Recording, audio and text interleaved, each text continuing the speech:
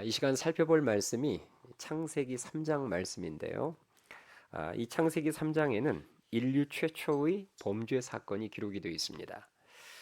우리가 잘 아는 아담과 하와가 선악과를 따먹는 사건이 기록되어 있는데요. 3장 시작하자마자 뱀이 하와를 유혹하는 장면이 나옵니다. 하와를 유혹한 이 뱀이 마귀는 아니에요. 이 뱀이 마귀는 아닙니다.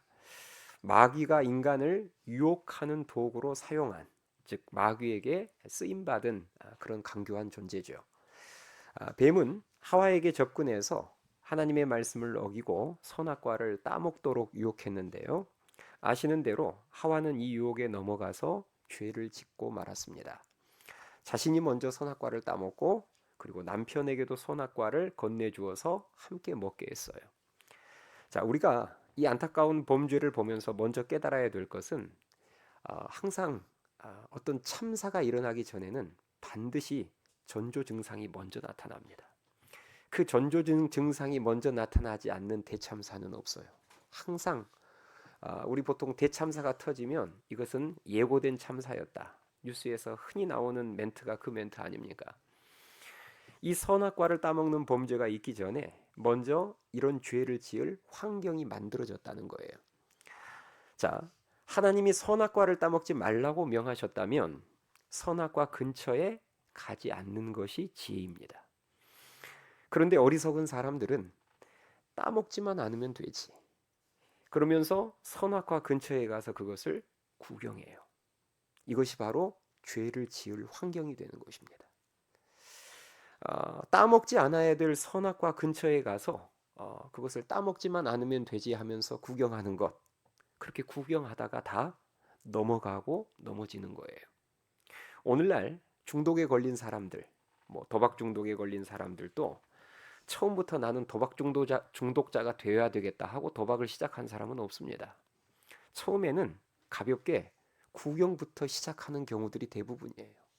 그냥 한번 궁금해서 도대체 강원랜드는 어떻게 생긴 곳인지, 도대체 어떻게 생겼길래 저렇게 많은 사람들이 찾아가는 것인지, 또 인터넷에서 무슨 이런 도박 사이트 같은 거 있으면 그런 것은 도대체 어떻게 운영이 되는 것인지 한번 안 하면 되지, 구경만 하면 되지 하고 근처에 가서 기웃거리고 구경하다가 그러다가 덫에 걸리고 빠져드는 거예요. 게임 중독도 그렇고요, 음란물 중독도 그렇고, 쇼핑 중독도 그렇고, 알코올 중독도 그렇고, 마약 중독도 그렇고, 전부 대부분은 처음에 가볍게 구경하다가 그냥 호기심으로 가볍게 근처에 가서 쳐다보고 구경하다가 그렇게 빠져든다는 것입니다. 또 하와가 실수한 것은 자신을 유혹한 뱀과 너무 긴 대화를 나눴다는 거예요. 마귀의 세력은 대화의 대상이 아닙니다. 마귀의 세력은 우리가 멀리하고 물리쳐야 될 대상이지 대화의 대상이 아니에요. 그런데 하와는 이 뱀과 너무 많은 대화를 나눴습니다. 오늘 본문 말씀을 보면 대화가 상당히 길게 이어져요. 그 긴 대화를 통해서 하와가 점점 빠져들었습니다. 오늘날에도 이단에 빠진 사람들이나 사기당하는 사람들을 보면 그 특징 중에 하나가 뭘까요? 잘 알지도 못하는 사람과 너무 많은 대화를 나눈다는 거예요. 보이스피싱에 안 걸리는 방법이 뭔 줄 아세요? 모르는 사람과는 절대 길게 대화하지 않는 것입니다. 그런데 아무튼 넘어가는 사람들 보면 대화하지 않아야 될 사람과 길게 대화를 해요. 내가 잘 알지도 못하는 사람이고 뭔가 저 상대방이 뭔가가 좀 이상한 이야기, 사실 상식에서 벗어난 이야기를 하는데 그러면 빨리 끊어버리거나 멀리해야 되는데 계속 대화를 주고받다가 빠져들어가는 거죠. 여러분 잊지 마십시오. 마귀의 세력들은 우리가 물리쳐야 될 대상이지 대화해야 될 대상이 아닙니다. 자, 하나님은 아담과 하와에게 자유를 주시되 분명한 한계선을 그어 주셨어요. 그렇죠? 에덴 동산에 있는 모든 나무의 실과는 너희들이 마음껏 자유롭게 따먹되 동산 중앙에 있는 선악을 알게 하는 그 선악과의 열매만큼은 따먹지 말아라. 자유를 주시되 정확한 한계선을 그어 주셨어요. 인간의 진정한 자유는 내 마음대로 다 하는 것이 아니라 하나님의 창조 질서와 하나님이 정하신 법과 제한 가운데 사는 것이 진정한 자유임을 믿으실 수 있기 바랍니다. 하나님의 법과 진리를 벗어난 자유는 그것은 진정한 자유가 아니에요. 그런데 마귀는 항상 자유의 잘못된 개념으로 우리를 유혹해요. 하나님이 정말 너희를 사랑하신다면 왜 그것을 제한하셨겠느냐, 이렇게 우리를 미혹합니다. 하나님이 너희를 사랑하신다면 왜 그것을 제한하셨겠느냐. 그런데 하나님이 너희에게 그것을 제한했을 때에는 뭔가 말하지 못할 이유가 있지 않겠느냐. 그것은 너희가 그 제한을 넘어서면 너희가 하나님과 똑같이 되기 때문이란다. 이런 거짓으로 하와를 유혹했어요. 선악과를 따먹으면 내가 하나님과 같이 될 거야. 그래서 하나님이 네가 하나님처럼 될까봐 못 먹게 하는 거야. 하와는 이 거짓 유혹에 넘어가서 선악과를 따먹었습니다. 하나님이 그으신 제한선을 넘어가 버렸어요. 하나님의 형상대로 지음을 받아서 하나님을 닮아가는 존재가 되어야 할 사람이 하나님과 같은 신이 되기를 원했던 거예요. 그렇죠? 하나님을 닮아가야 될 존재가 하나님과 같은 존재가 되기를 원했어요.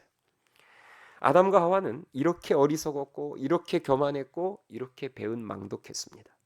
그래서 결국 자유를 잃어버렸고 영생도 잃어버렸고 에덴 동산도 잃어버렸고 무엇보다도 하나님과의 그 친밀한 교제까지 잃어버렸습니다.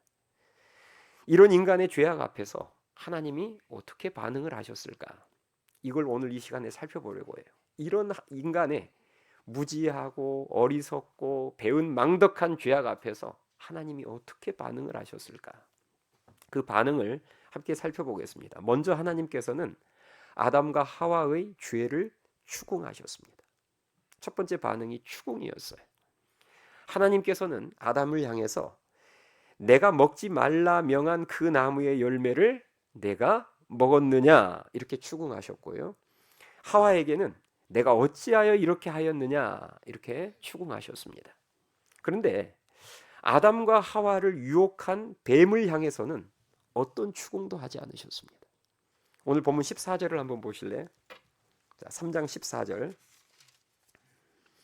자, 14절을 보시면 지금 앞부분에서 아담과 하와를 향해서 추궁하는 장면이 나오고요. 그 다음 14절을 보세요. 14절 한번 같이 읽어보겠습니다. 14절 시작. 여호와 하나님이 뱀에게 이르시되 내가 이렇게 하였으니 내가 모든 가축과 들의 모든 짐승보다 더욱 저주를 받아 배로 다니고 살아있는 동안 흙을 먹을지니라. 아멘. 자, 방금 보신 것처럼 뱀에게는 어떤 추궁도 하지 않습니다.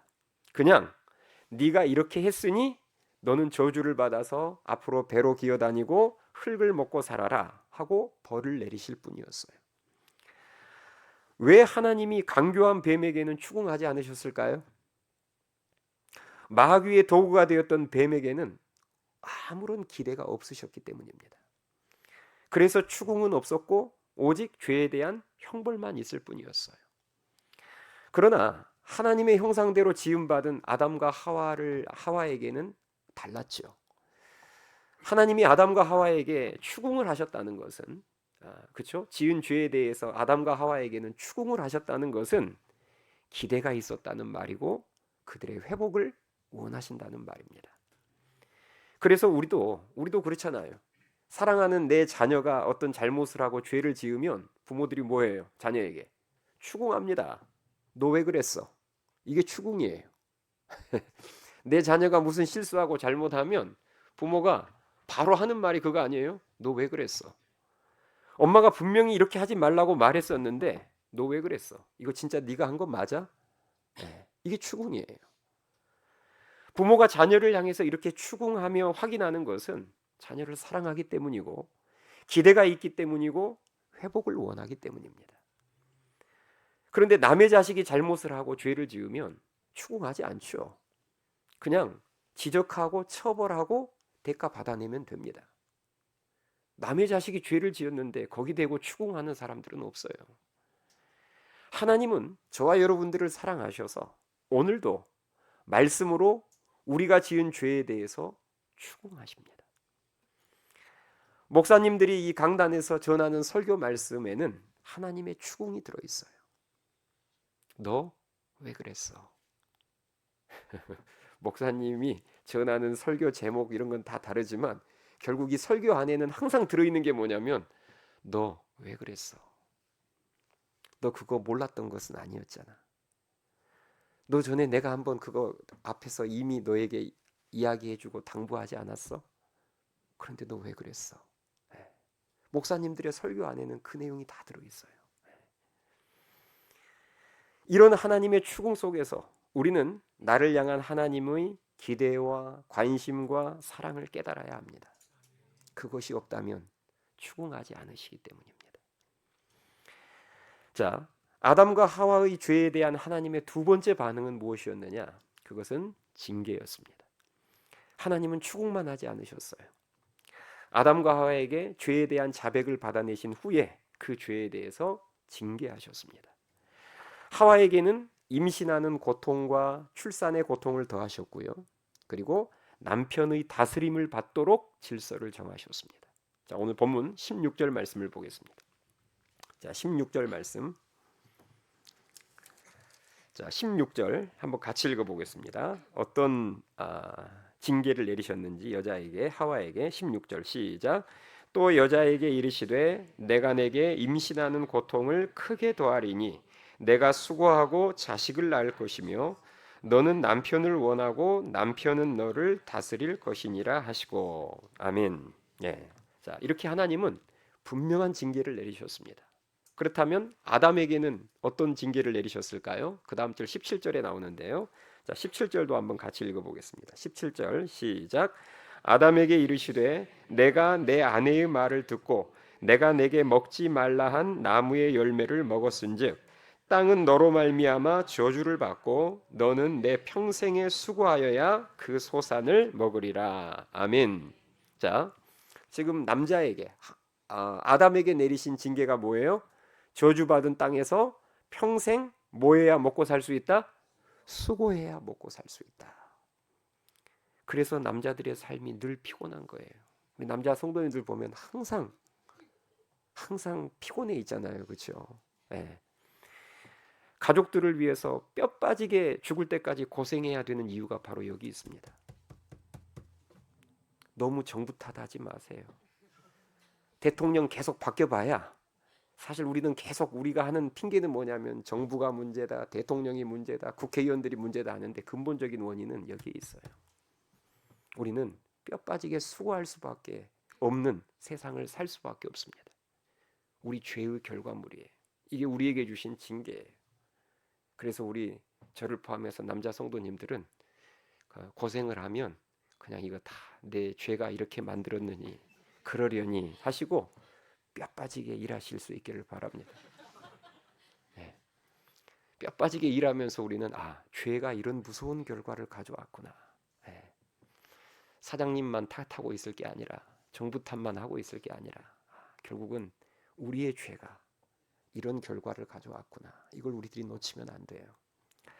자, 하나님은 공의의 하나님이시고 우리를 정말 사랑하시는 분이시기에 우리의 죄를 절대 그냥 넘어가지 않습니다. 맞죠? 공의의 하나님이시고 우리를 진짜 사랑하시기에 우리의 죄를 절대 그냥 넘어가지 않으세요. 사무엘상에 나오는 엘리 대제사장, 그 영적 암흑 시대에 영적으로 잠들어 있었던 그 엘리 대제사장은 두 아들들이 심각한 죄를 지었어도 징계 없이 대충 넘어가 버렸지만 하나님 아버지는 절대 자녀된 우리들의 죄를 대충 넘어가지 않으십니다. 왜냐하면 우리를 진짜 사랑하시니까 그래요. 그래서 히브리서 12장 6절 말씀에 보면 이런 말씀이 나옵니다. 주께서 그 사랑하시는 자를 징계하시고 그가 받아들이시는 아들마다 채찍질 하심이라 하였으니. 아멘. 또 히브리서 12장 8절 말씀에 보니까 징계는 다 받는 것이거늘 너희에게 없으면 사생자요 친아들이 아니니라. 이렇게 말씀하고 있어요. 요즘 우리가 큐티를 통해서 무슨 전투에 관한 말씀을 요즘 며칠간 계속 묵상했죠? 네, 아이성 전투에 관한 말씀 묵상했죠. 우리는 아이성 전투를 통해서도 징계하시는 하나님을 만날 수 있습니다.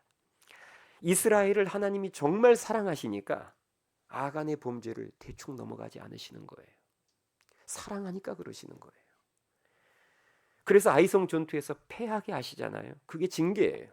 그래서 그 징계를 통해서 결과적으로 하나님께서 요구하셨던 게 뭐예요? 징계가 최종적인 목적이 아니죠. 그 징계를 통해서 사랑하는 이스라엘 백성들이 결국 회개의 길로, 회복의 길로 나아가기를 원하셨던 것입니다. 우리가 신앙생활을 하면서, 저와 여러분들이 신앙생활을 하면서 가장 두려워해야 할 때는 내가 죄를 지어도 회개를 하지 않고 있어도 아무런 하나님의 징계가 없을 때입니다. 사실 그때가 가장 두려워해야 될 때예요. 바라기는 하나님의 징계 가운데 하나님의 그 징계 속에서 나를 향한 하나님의 크신 사랑을 깨닫는 그 깨달음이 우리 모두에게 임할 수 있기를 주님의 이름으로 축원합니다. 그 깨달음만 임하면 징계 속에서 원망이 감사와 감격으로 바뀌게 되는 거예요. 자, 아담과 하와의 죄에 대한 하나님의 세 번째 반응은 무엇이었느냐? 자, 첫 번째 반응은 추궁, 두 번째 반응은 징계, 세 번째 반응은 희생이었습니다. 죄로 인한 아담과 하와의 수치를 가리워 주시고 그들을 회복시키기 위해서 하나님께서는 짐승을 죽여서 가죽옷을 만들어 아담과 하와에게 입히셨어요. 자, 그 내용이 오늘 본문 21절에 나오는데요. 자, 21절 말씀 같이 한 목소리로 읽겠습니다. 21절 시작. 여호와 하나님이 아담과 그의 아내를 위하여 가죽옷을 지어 입히시니라. 아멘. 예. 자, 아담과 하와가 선악과를 따먹는 죄를 지었을 때 가장 먼저 느낀 감정은 무엇이었느냐? 두려움과 수치심이었습니다. 그렇죠? 죄를 짓고 나서 그들이 가장 먼저 느낀 감정은 두려움과 수치심이었어요. 그래서 스스로 무화과 나무 잎으로 옷을 만들어서 자신들이 수치를 가렸죠. 그러나 이런 인간의 노력과 방법으로는 죄 문제를 근본적으로 해결할 수가 없습니다. 수치를 가릴 수 없어요. 그래서 하나님은 그 문제를 해결해 주시고 아담과 하와를 회복시키기 위해서 아무런 죄가 없는 짐승을 죽이셨어요.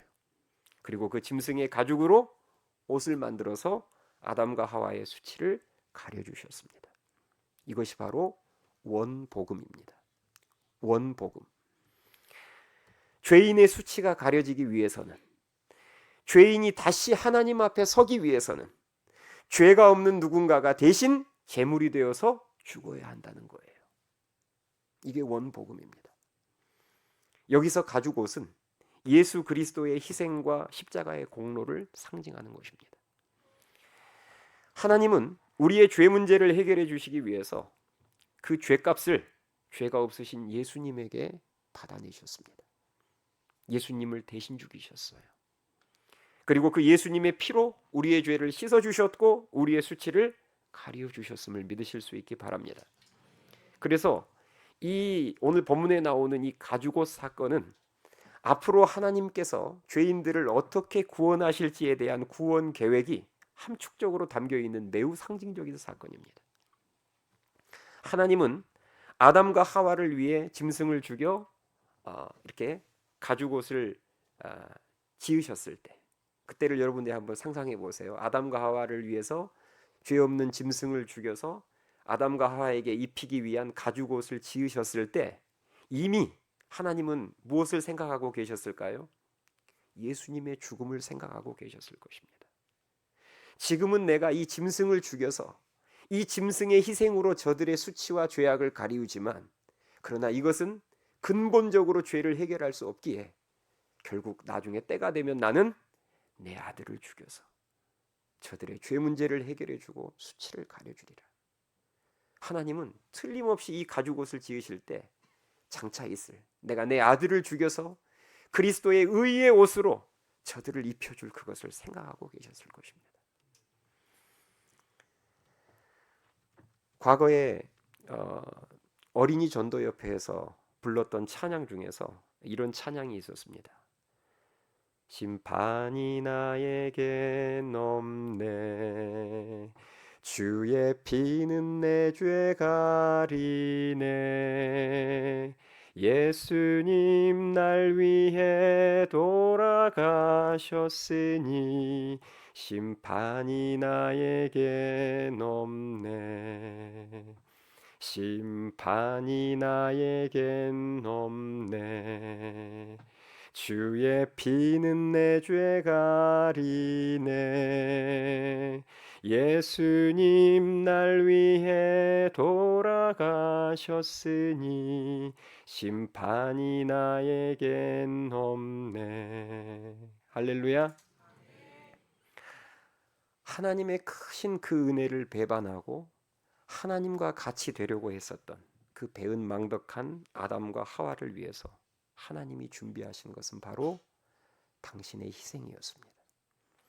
우리를 살리시기 위해서 자신의 하나밖에 없는 아들을 대신 죽이는 말도 안 되는 희생이었어요. 우리는 이 사실 가운데 우리를 향한 하나님의 사랑이 얼마나 크고 놀라운지를 반드시 깨달아야 합니다. 바라기는 죄인들에게 가죽옷을 지어 입히신 하나님의 그 크신 사랑을 깨달아 알아서 저와 여러분들의 신앙이 다시 회복되고 주님을 향한 사랑이 다시 뜨거워질 수 있기를 주님의 이름으로 축원합니다.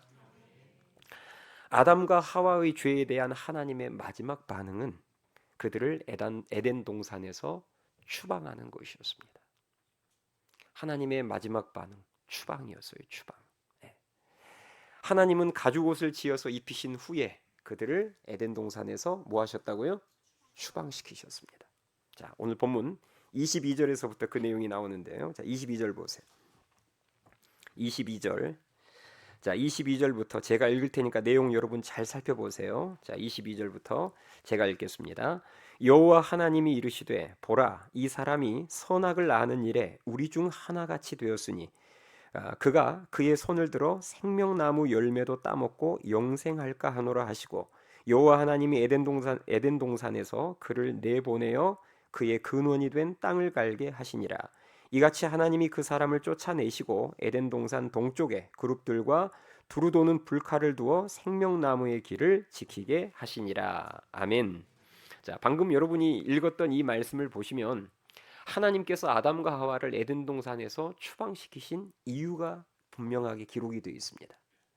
22절 끝부분에서는 생명나무의 열매도 따먹고 뭐 할까 하노라? 영생할까 하노라. 이 생명나무가 에덴 동산 안에 있어요. 그러니까 에덴 동산에 아담과 하와를 계속 놔두면 그들이 생명나무 열매를 따먹고 영원히 살까 두렵다는 거예요.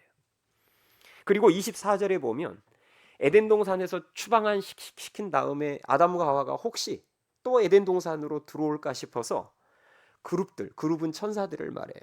천사들과 두루 도는 불칼을 두어서 생명나무를 지키게 하셨다고 기록이 되어 있습니다. 이 말은 아담과 하와가 다시 에덴 동산에 들어와서 뭘 못 따먹도록 생명나무를 못 따먹도록 조치하셨다는 거예요.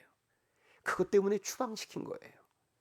자, 한마디로 지금 하나님이 염려하고 계시는 것은 뭐냐면 이미 죄를 지어서 타락해버린 저 사람들이 아담과 하와가 생명나무를 혹시라도 따먹고 영원히 살게 될까 봐 두려워서 추방시키고 다시는 못 들어오게 했다는 것입니다. 자, 우리가 이제 초신자 때 이런 말씀들을 대충 읽고 지나치면 하나님께 서운함을 느낄 수도 있습니다. 하나님이 좀 속 좁은 하나님처럼 여겨질 수도 있어요. 선악과 한번 따먹었다고 에덴 동산에서 추방까지 시켜야 되나? 이런 생각할 수 있습니다. 그런데 제가 아까 앞에서 말씀드렸죠. 여기서 중요한 것은 생명나무 열매를 못 따먹게 하는 것이 핵심이었다고요. 자, 죄를 지은 아담과 하와가 한번 여러분 상상해 보세요. 죄를 이미 지어버린 그래서 타락해버린 아담과 하와가 에덴 동산에 있는 생명나무 열매를 따먹고 영원히 살게 된다면 어떤 일이 벌어질까요? 영원히 살게 된다면 이미 타락해버린 상태로 저주받은 세상에서 영원히 살게 되겠죠. 그렇죠? 타락한 사람이 저주받은 세상에서 영원히 살아야 될 거 아니에요. 여러분 이게 복이에요, 저주예요? 이건 저주입니다. 이건 여러분 복이 아니에요. 이미 타락해져 버려서, 이미 죄악으로 오염되고 저주받은 이 세상 속에서 타락한 사람들이 영원히 산다는 것, 이건 절대 축복이 아닙니다. 그래서 헨리 나우에는 이와 관련해서 이런 말을 했습니다. 죽음은 하나님이 인간에게 주신 가장 큰 선물이다. 분위기상은 아멘을 해야 될 것 같은데 또 아멘을 하자니 뭐 죽음이 큰 선물이다, 이거 참 애매하네. 난감하죠. 다시 읽어드릴게요. 죽음은 하나님이 인간에게 주신 가장 큰 선물이다. 죄를 지어서 타락해버린 인간이 죄가 들어와서 저주받은 세상 속에서 온갖 질병과 고통 속에 영원히 살아야 한다면 여러분 얼마나 끔찍하겠습니까? 생명나무 열매를 먹지 못해서 죽어야, 그렇죠? 생명나무 열매를 먹지 못해야 죽게 되는 거예요. 죽어야 타락하고 병든 이 육체의 장막을 벗어버릴 수 있고 이제 썩지 않을 새로운 옷을 입고 새하늘과 새 땅에서 하나님과 영원히 살 수 있게 됨을 믿으실 수 있기 바랍니다. 죽어야 그 일들이 이루어진단 말이에요. 죽어야. 그래서 여러분, 죽음은 죄에 대한 하나님의 징벌이기도 하지만 사실 우리를 향한 하나님의 놀라운 선물이고 배려임을 알아야 합니다. 죽어야 썩지 않을 옷을, 우리가 썩지 않을 새 옷을 입을 수 있고 죽어야 더 좋은 곳으로 갈 수 있기 때문입니다. 이렇듯 하나님의 사랑은 정말 놀랍습니다. 우리의 죄악이 절대 하나님의 사랑을 무너뜨리지 못합니다. 아멘 하십니까? 우리들이 어떤 죄를 지어도 그 죄가 하나님의 사랑을, 나를 향한 하나님의 사랑을 무너뜨릴 수 없어요. 마귀의 계략이 우리를 향한 하나님의 구원의 계획을 절대 무너뜨리지 못합니다. 아멘 하십니까? 마귀의 계략은 분명히 아담과 하와를 무너뜨렸어요. 죄짓게 만들었어요. 그러나 하나님께서는 그 마귀의 계략보다도 훨씬 더 큰 구원의 계획을 마련해 두셨습니다. 하나님의 사랑은 우리의 모든 죄악과 실수를 덮고도 남으며 하나님의 지혜는 마귀의 모든 계략들을 다 덮고도 남음을 믿으실 수 있기 바랍니다. 이 놀라운 하나님의 사랑이 지금도 저와 여러분과 함께하고 있고 우리를 회복의 자리로 이끌고 계심을 여러분들이 믿으시고 그 사랑 가운데 주님을 향한 우리의 사랑도 보다 더 뜨거워지고 커질 수 있기를 주님의 이름으로 축원합니다. 찬양하시겠습니다.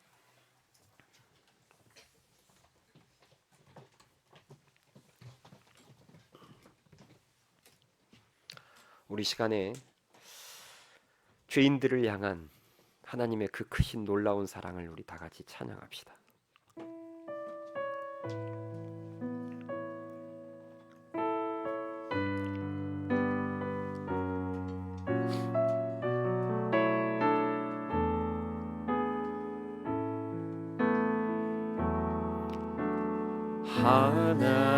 하나님의 그늘 아래 내 모든 것 다 내려놓고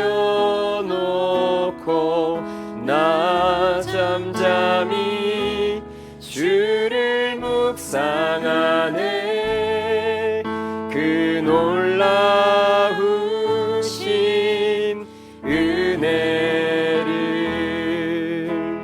끝이 없는 주의 사랑 강물 되어 흘러 내 영혼에 자유함 주시네.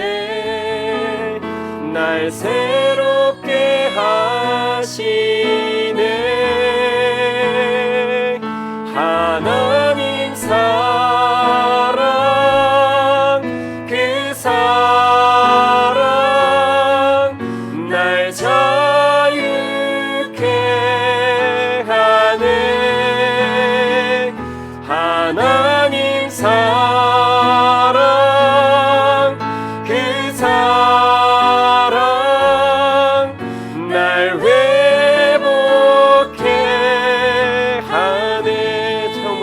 고백합니다. 하나님의 그늘 아래 내 모든 것 다 내려놓고 나 잠잠히 주를 묵상하네. 그 놀라우신 은혜, 끝이 없는 주의 사랑, 끝이 없는 주의 강물 되어 흘러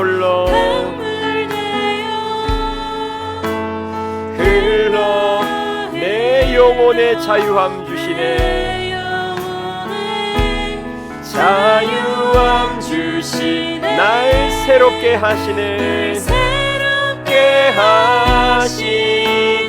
하나님의 사랑을 찬양합니다.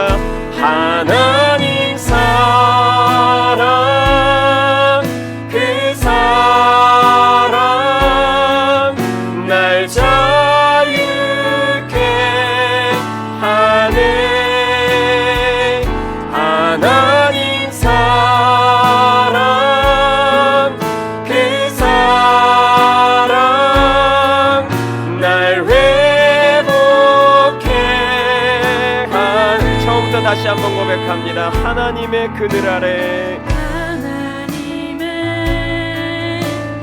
그늘 아래 내 모든 것 다 내려놓고 나 잠잠히 주를 묵상하네. 그 놀라운 우리 마음을 실어 고백합니다.